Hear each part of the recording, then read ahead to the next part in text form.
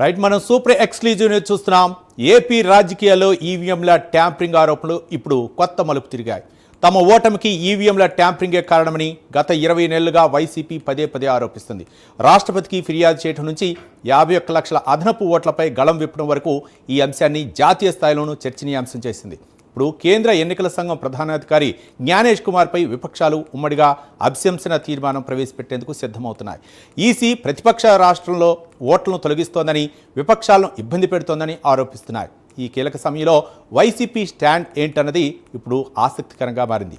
ఈవీఎంల ట్యాంపరింగ్పై తమ వాదనలో నిబద్ధత చాటుకోవాలంటే వైసీపీ ఈ అభిశంసన తీర్మానానికి మద్దతు ఇవ్వాల్సి ఉంటుంది. లేదంటే భవిష్యత్తులో ఈవీఎంల గురించి మాట్లాడే నైతిక అవకాశాన్ని కోల్పోతుందని రాజకీయ విశ్లేషకులు అభిప్రాయపడుతున్నారు. ఇదే అంశానికి సంబంధించి మరింత సమాచారం ఆ ఏపీ అసోసియేట్ ఎడిటర్ వాసు మరిన్ని వివరాలు అందిస్తారు. వాసు, రవి, దాదాపు ప్రభుత్వాలు వచ్చి 2 సంవత్సరాలు కావాల్సిన సరే ఈ ఈవీఎం ట్యాంపరింగ్ వివాదం మాత్రం వేయట్లేదు. ఈవీఎం ట్యాంపరింగ్కి సంబంధించి ప్రతిపక్షాలు అవ్వచ్చు, లేకపోతే కాంగ్రెస్ అవ్వచ్చు, గత కొన్ని నెలలుగా వివాదం నడుస్తున్న దేశవ్యాప్తంగా, ఓన్లీ రాష్ట్రంలోనే కాదు. ఇక్కడ మాత్రం వైసీపీ మాత్రం తాము ఓడిపోవటానికి మాకు ఈవీఎంల ట్యాంపరింగే కారణం, మాకు ప్రజాబలం ఉంది, ఇదంతా కూడా ట్యాంపరింగ్ చేశారు, దాదాపు ఒక నైటే 50 లక్షల ఓట్లు ఏ విధంగా ఇదేని అని వాళ్ళు ప్రశ్నించే పరిస్థితి కనిపిస్తుంది. దాదాపు 20 నెలలుగా వైసీపీ ఇదే ఉద్యమం చేస్తుంది. ఎక్కడ చూసినా సరే దాదాపు రాష్ట్రపతికి వినతిపత్రం ఇవ్వటం కానీ, గవర్నర్కి ఇవ్వటం కానీ, అనేక మందికి ఇవ్వటం కానీ ఇదే విధంగా చేస్తుంది. ఈ ప్రస్తుతం దేశంలో నెలకొన్న పరిస్థితుల్లో మరోవైపు రాహుల్ గాంధీ అయితే దొంగ ఓట్లపై ఉద్యమం చేయటం, ఇలాగా ప్రభుత్వం, కూటమి ప్రభుత్వం అంటే కేంద్రంలోనూ రాష్ట్రాల్లో కూడా కూటమి ప్రభుత్వాలపై మొత్తం ప్రతిపక్షాలు విరుచుకుపడే పరిస్థితి కనిపిస్తుంది. ప్రజలు కూడా నిజమా అని నమ్మే పరిస్థితి వచ్చింది ట్యాంపరింగ్ వ్యవహారంలో. ఈ ట్యాంపరింగ్ వ్యవహారం సంబంధించి ఇప్పుడు మొత్తం కూడా ప్రధాన ఎన్నికల అధికారి జ్ఞానేష్ కుమార్పై అభిశంసన తీర్మానం పెట్టే పరిస్థితి రావడంతో అటు రాజ్యసభలోనూ ఇటు పార్లమెంట్లో కూడా అనేక మంది మద్దతు ఇచ్చే పరిస్థితి వచ్చింది. మరి ఇప్పుడు వైసీపీ స్టాండ్ ఏంటి అనేది రాజకీయ వర్గాల్లో చర్చ.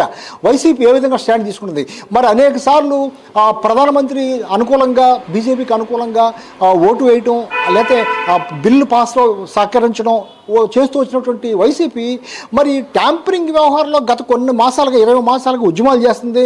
అనేక వేదికల్లో మొత్తం కూడా గొంతెత్తి ట్యాంపరింగ్ జరిగింది, మా ఎమ్మెల్యేలు ఓడిపోవటానికి, మేము ఓడిపోవటానికి అదే కారణమని ఉద్యమాలు చేసింది. రాష్ట్రపతి అవ్వచ్చు, గవర్నర్ కావచ్చు, ఇంత పత్రాలు ఇచ్చింది. మరి ఇంత ఉద్యమం చేసినటువంటి వైసీపీ స్టాండ్ ఏంటి? ఇప్పుడు మరి మిగిలిన పార్టీలతో కలిపి, ప్రతిపక్షాలతో కలిపి మరి ఇది కూడా వ్యతిరేకిస్తుందా? అంటే మరి కూటమికి వ్యతిరేకంగా చేస్తుందా, కేంద్రంలో ఉన్నటువంటి మోడీకి వ్యతిరేకంగా చేస్తుందా అనేది చర్చనీయాంశంగా మారింది. మరి ఈ పరిస్థితుల్లో కనుక వైసీపీ వ్యతిరేకంగా స్టాండ్ తీసుకుంటుందా లేదనేది పక్కన పెడితే, స్టాండ్ తీసుకునే దాన్ని బట్టి రాష్ట్రంలో రాజకీయం ఆధారపడి ఉంటుంది.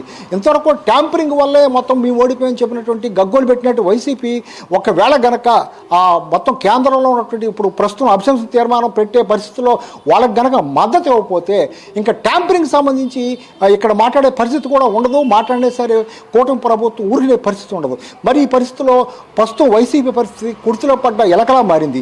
ఏం చేయాలి అంటే, ముందుకెళ్తే నువ్వు వెనకుంటే గొయ్యి అనే పరిస్థితిలో మరి అక్కడ ఒకవేళ మద్దతు ఇవ్వకపోతే ప్రధానితో ఇబ్బంది, ఒక మద్దతు ఇస్తే రాష్ట్రంలో ఇబ్బంది. మరి ఈ పరిస్థితుల్లో వైసీపీ స్టాండ్ ఏంటి అనేది రాజకీయ పరంగా కూడా చర్చనీయాంశం మారింది. ఏదేమైనప్పుడు కూడా దేశవ్యాప్తంగా కూడా ట్యాంపరింగ్ వివాదం ఇప్పటికి కూడా కొనసాగటం, దీనిలో ప్రజల్లో కూడా అనేక అనుమానాలు క్రియేట్ చేసే విధంగా అన్ని పార్టీలు కూడా ఉద్యమాలు చేస్తున్నాయి. ప్రతిపక్షాలు మేము ఓడిపోవటానికి ట్యాంపరింగే కారణం అంటారు. మరి అధికార పక్షం కూడా ఎదురుదాడి చేసే పరిస్థితి కనిపిస్తుంది. గతంలో కూడా ఈవీఎం ద్వారానే మీరు అధికారంలోకి వచ్చారు, ఈవీఎం ద్వారా మీరు పాలన చేశారు, మరి అప్పుడు లేని ట్యాంపరింగు ఇప్పుడు ఎందుకు వచ్చింది? మేము గెలిస్తే ఒకటి, మీరు గెలిస్తే ఒకటా అని చెప్పి పరిస్థితి కనిపిస్తుంది. మరి ఈ పరిస్థితుల్లో ప్రధానంగా రాజకీయ పార్టీలు ఏ విధంగా, అంటే పక్కన ఉన్నటువంటి దక్షిణాలో ఉన్నటువంటి రాష్ట్రాలు ఏ విధంగా నిర్ణయిస్తాయో వాళ్ళకు మద్దతుగా మరి వైసీపీ కేంద్రంలో వ్యతిరేకంగా ఓటేస్తుందా, ఏ విధంగా చేస్తుందా అనేది చర్చించామో మారింది. వైసీపీ తీసుకున్న స్టాండ్ బట్టి వైసీపీ ఉద్యమ పరిస్థితి కూడా ఉంటుంది. ఏదైనప్పుడు కూడా మరి జగన్ ఎటువంటి నిర్ణయం తీసుకుంటారో, ఏం చేస్తారో వేచి చూడాలి. Ravi, right, thank you Vasu.